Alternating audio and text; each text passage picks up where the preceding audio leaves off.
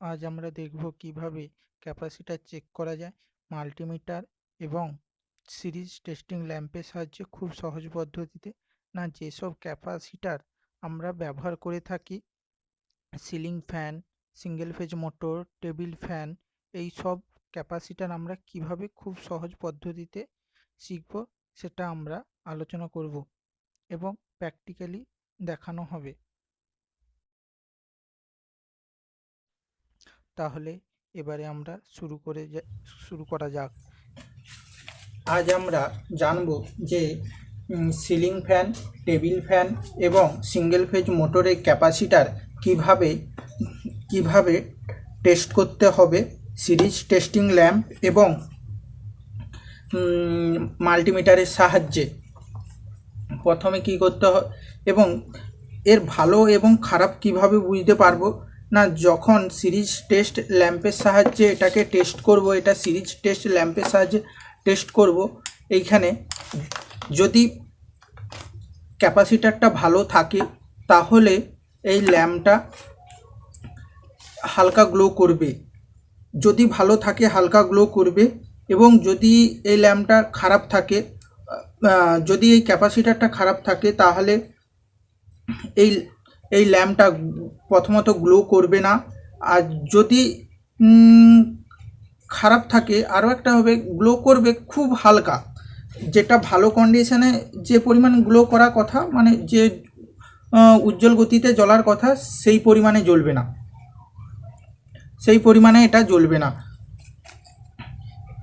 আরও একটা জানা যায় ভালো আর খারাপ কন্ডিশান।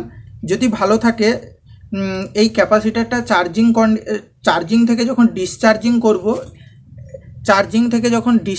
করব তখন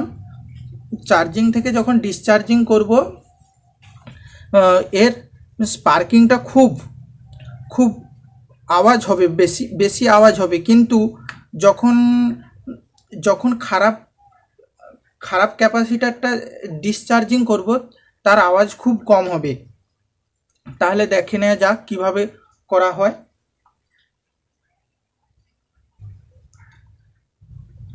এখানে আমাদের কাছে দুটো ক্যাপাসিটার আছে, এ দুটোকে দেখতে হবে কোনটা ভালো এবং খারাপ কন্ডিশান।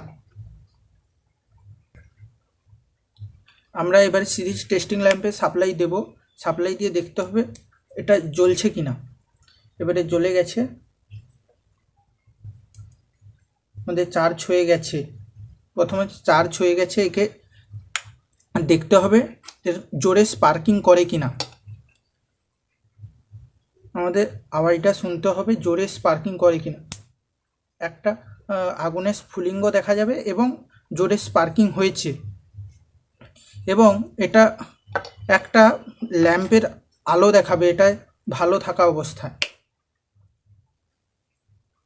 ভালো থাকলে বোঝা যাবে যে এটা আলো একটা দেখাবে, ল্যাম্পটা হালকা গ্লো করেছে। আর যদি এটা খারাপ থাকে তাহলে এটা গ্লো করবে না।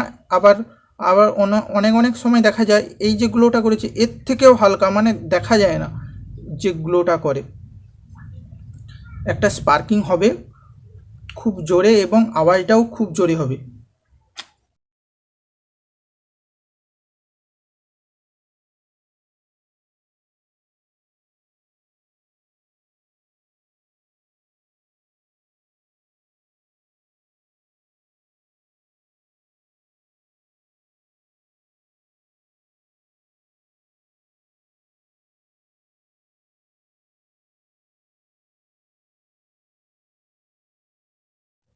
দুটি পদ্ধতির সাহায্যে আমরা সিলিং ফ্যান, টেবিল ফ্যান এবং সিঙ্গেল ফেজ মোটরের ক্যাপাসিটার টেস্ট করব।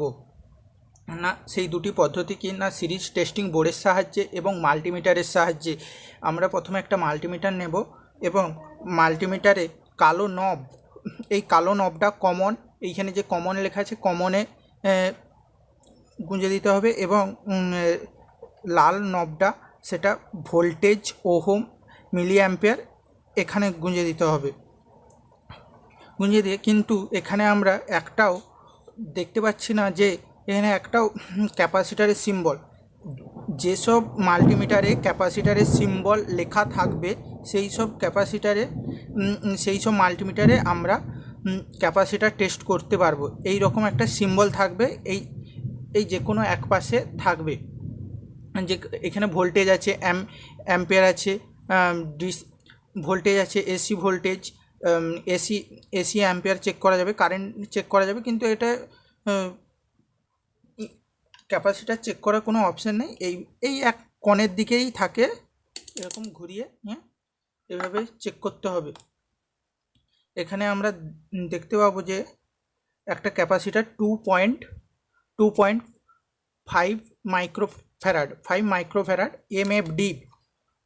এমএফডি কথার অর্থ হচ্ছে মাইক্রোফ্যারাড।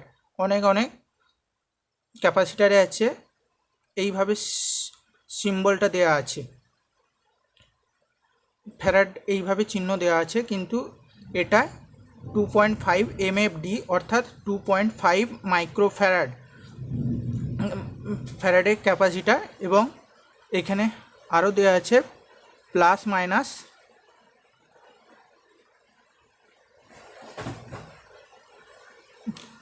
Minus 5%, 2.5 microfarad.